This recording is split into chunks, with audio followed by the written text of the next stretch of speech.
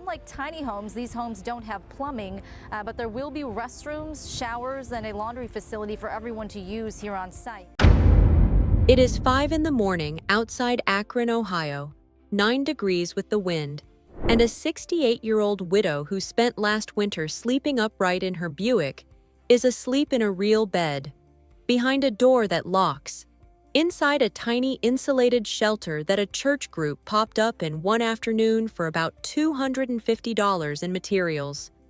Volunteers across America are building thousands of these little boxes on church lots and fenced city land. But what it is actually like to live inside one, night after night, the parts that feel like a rescue and the parts nobody warns you about, is nothing like what the donation flyers show you. Start with the first night, because almost everyone who moves in describes it the same way. The shelter is roughly 8 feet by 8 feet, about the footprint of a garden shed. There is a raised plywood floor, foam board insulation hidden inside the walls, a twin bed, a battery lantern, a smoke detector, and a small window. That is the whole house. And the first thing that hits a person who has been sleeping outside is not the warmth. It is the silence. On a sidewalk, you sleep the way a deer sleeps, surfacing at every footstep and every car door. Inside a locked shelter, the night simply goes quiet, and more than one new resident has admitted they lay awake for hours because their body no longer knew what to do with safety. Caseworkers see the same strange pattern over and over. People spend their first week sleeping on the floor beside the bed because after years on concrete, a soft mattress feels like it might swallow them.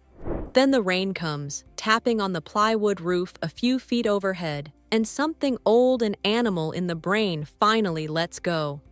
Residents call it the best sleep of their lives. Their bodies heat the tiny space on their own, the way one candle can warm a snow cave. And by morning, the little room holds 10 or 15 degrees over the outside air with no heater at all. That is the miracle half of the story. The other half starts when the sun comes up, and we will get to it. But first, you deserve to know where these shelters came from, because the idea is older than most of its builders realize, and the first version of it was killed by something that had nothing to do with homelessness.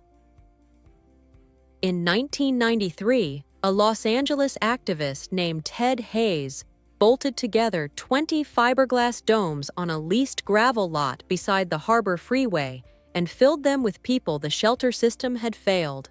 Reporters mocked it as the golf ball city. But Dome Village ran for 13 years, governed by its own residents, and hundreds of people used those locked doors as a ramp back into apartments, jobs, and families who had given up looking for them. The experiment did not die from crime or chaos. It died in 2006 when the landowner raised the rent from around $2,500 a month to more than $18,000, a bill no charity running on donations could pay. The domes were unbolted and scattered. The lesson was not, because Hayes had proven something city planners kept missing. People outside were not refusing help. They were refusing warehouses. Give a human being a door of their own, and most of the other problems start getting smaller. The only thing wrong with the idea was the price tag. And in the years since, that price has collapsed. A Dome Village unit cost its corporate sponsors thousands of dollars in the 90s. The modern pop-up version costs about as much as a used lawnmower. The recipe is almost embarrassingly simple. Sheets of exterior plywood, rigid foam insulation sandwiched inside the wall panels, a sloped roof, a real hinged door with a hasp and a padlock, a plexiglass window, and a floor raised on concrete blocks so the frozen ground cannot pull the heat out of a sleeping body.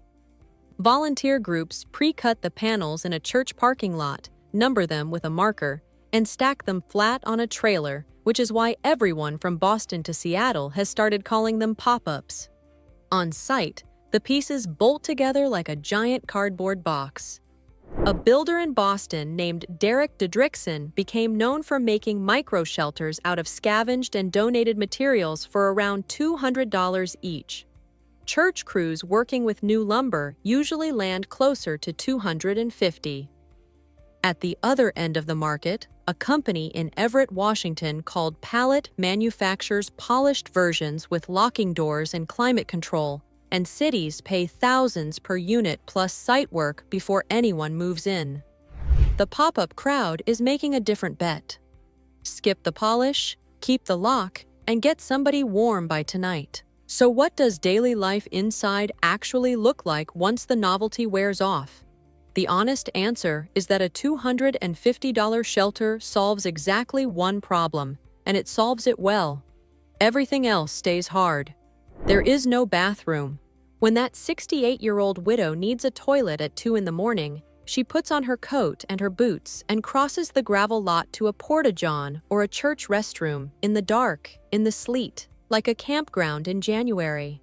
There is no running water, so washing happens with jugs and wipes, and staying presentable becomes a daily project instead of a habit. There is no wiring, so light comes from battery lanterns, and phones get charged at a library, a gas station, or a church outlet. And your phone is your job applications, your benefits portal, and your family, all riding on one dying battery. The insulation that saves your life in January turns against you in July, when the little box holds afternoon heat like a parked car, and residents learn to prop the door open and live outside until sundown. On cold mornings, your own breath condenses on the ceiling, and if you forget to crack the vent, it drips back down onto your blankets by dawn.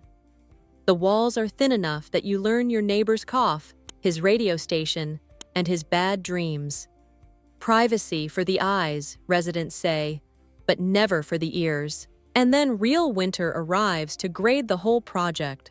A pop-up shelter has no furnace, no fireplace, and no safe way to burn anything, because one stray flame inside a box made of plywood and foam does not offer second chances, which means the only heat source in the entire building is the person sleeping in it. Surviving January comes down to trapping the warmth one human body already makes. And residents learn the craft fast, usually from a neighbor who has been through a winter or two. A folded moving blanket gets stuffed along the bottom of the door to kill the draft. Flattened cardboard goes under the mattress because the cold does not push through the walls nearly as hard as it climbs up from the ground below. A wool hat gets worn to bed since an uncovered head bleeds heat all night long. Clothing goes on in loose layers instead of tight ones, so the trapped air between them can do the insulating. Done right, that little 8x8 box can sit 20 degrees above the night outside on body heat alone, and a sleeping bag inside it feels almost decadent. Done wrong, the cold works on a sleeping person the way it always has, patiently, and without any drama at all. Nobody on the lot needs the rules explained twice. Everyone there has spent at least one night finding out what happens without them. Then there is the strange discipline of 40 square feet. Every object has to earn its place. A toothbrush in a cup screwed to the wall. A jacket on a hook made from a bent nail. Canned food stacked with the labels facing out so you can find dinner in the dark. Visitors walk in expecting squalor and find rooms tidier than most apartments. Because in a space this small mess is not a style choice. It is a tripping hazard. And one thing separates the lucky residents from everyone else, and it is not the shelter. It is the ground underneath it.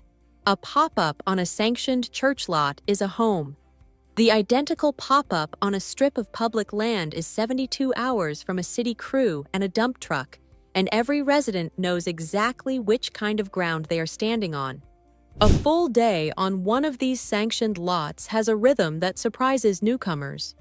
Mornings start early, partly because a plywood shelter cannot block a sunrise, and partly because the church hall across the lot puts coffee on at 7.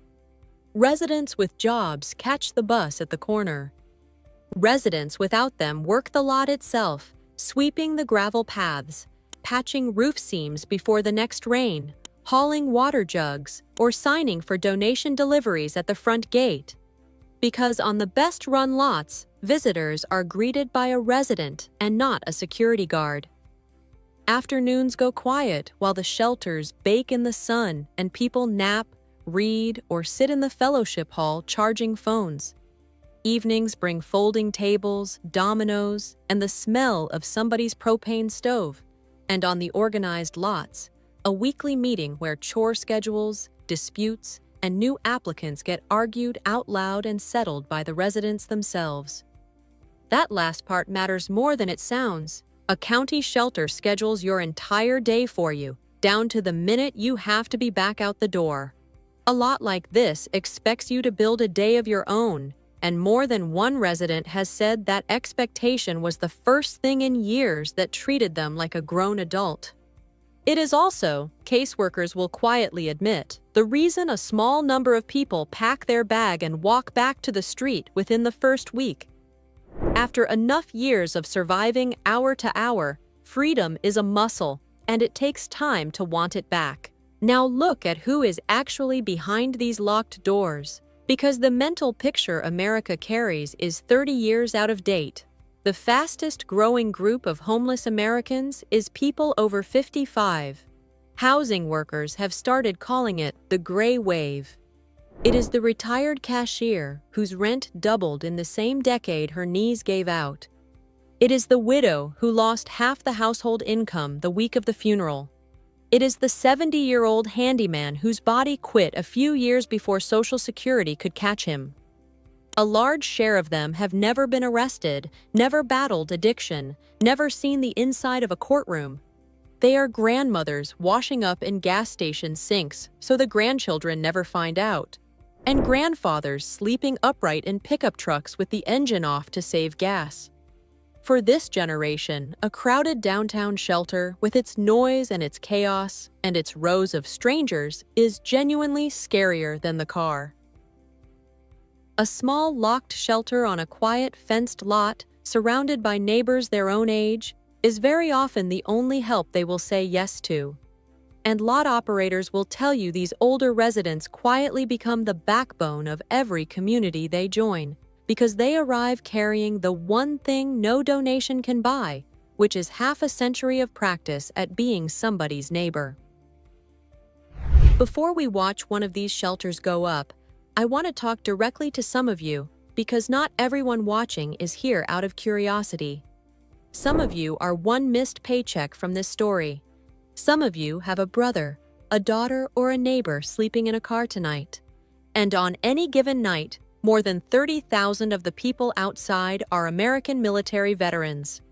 That is why we put together a guide called The Veterans Blueprint.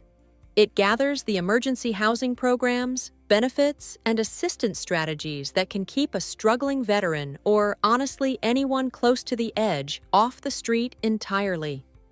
These programs are real and they work, but they are scattered across a dozen different agencies, and most people never find the ones they actually qualify for.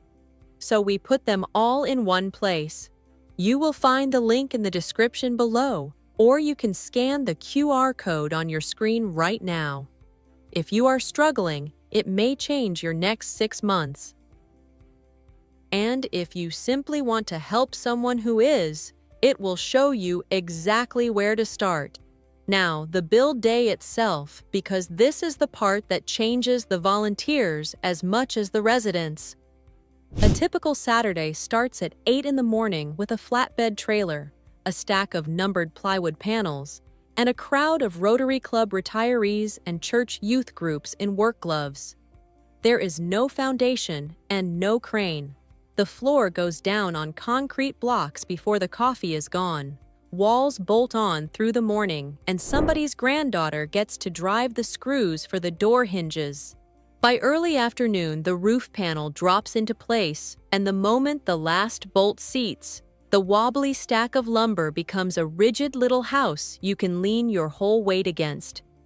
By evening, there is a made bed, a battery lamp, a smoke detector chirping its test beep, and a welcome card signed by 30 strangers sitting on the pillow. By evening, there is a made bed, a battery lamp, a smoke detector chirping its test beep, and a welcome card signed by 30 strangers sitting on the pillow. Volunteers keep reporting the same unexpected feeling at the end of these days, and it is not pride. It is closer to embarrassment. Because it took them one Saturday and $250 to put a locked roof over a human being, while their city has spent 30 years and billions of dollars debating how. That feeling has quietly turned pop-up builds into a movement, spreading through congregations, veterans halls, and retiree clubs from Washington state to the Carolinas. And it is very often led by people in their 60s and 70s who simply got tired of waiting for somebody official to act. Something else grows on these lots that no volunteer builds on purpose, and that is an economy. The resident with a cordless drill becomes the man everybody borrows from. A former line cook turns the Saturday food donations into an actual Sunday dinner served on folding tables. An older woman who has survived 3 winters walks each new arrival through insulating their floor before the first hard freeze, and 2 neighbors watch each other's padlocks during the day the way suburban neighbors watch each other's porches. In Denver, a chef named Ronnie Hoover, who lost his restaurant job during the pandemic and spent more than 2 years homeless, said the managed shelter community he landed in gave him something he never expected, which was connection, volunteers showing up on their own time to cook lunch for people they had never met and asking nothing in return. He said watching that happen restored something in him that the street had nearly finished off. There is a working version of society running inside these lots that most of the country never sees, because most of the country drives past at 40 miles an hour and looks the other way. It would be dishonest to end the story there, because the criticism of these shelters is loud and some of it lands. Opponents call the lots shanty towns with better public relations. They point out that a plywood box with no plumbing is not housing by any legal definition, and they warn that every cheap shelter a city blesses becomes one more excuse to never build the real apartments it owes its people. Neighbors fight the lots in council meetings over property values and crime. Some encampments of homemade shelters have burned. Organized lots deal with disputes, relapses, and residents who move in, last 2 weeks, and walk back to a tent. Because after enough years outside, even a kind wall can feel like it is closing in. All of that is true. Here is what is also true. A person sleeping outside in America dies decades earlier than the rest of us, from exposure, untreated illness, and violence. Since the Supreme Court's 2024 Grants Pass ruling, cities can fine and jail people for the act of falling asleep in public, even when no shelter bed exists for them. And studies keep finding that leaving one chronically homeless person on the sidewalk costs the public tens of thousands of dollars a year in emergency rooms, ambulances, police calls, and jail nights. Los Angeles once spent around $130,000 per unit on a single tiny home program, 500 times the cost of the shelter that widow in Akron sleeps in tonight. The pop-up builders are not claiming to have cured anything.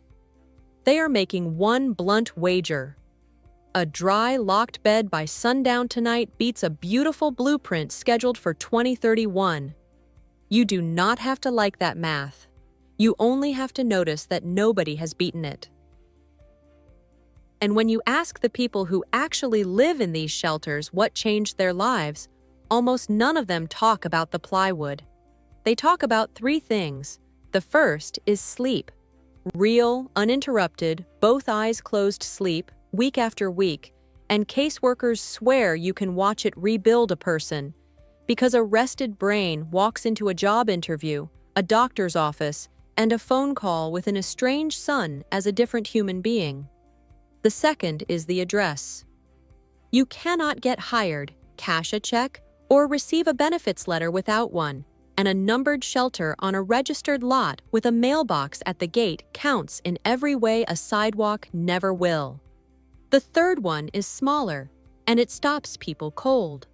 One elderly resident, asked what the shelter had given her, did not mention the bed or the roof or the warmth.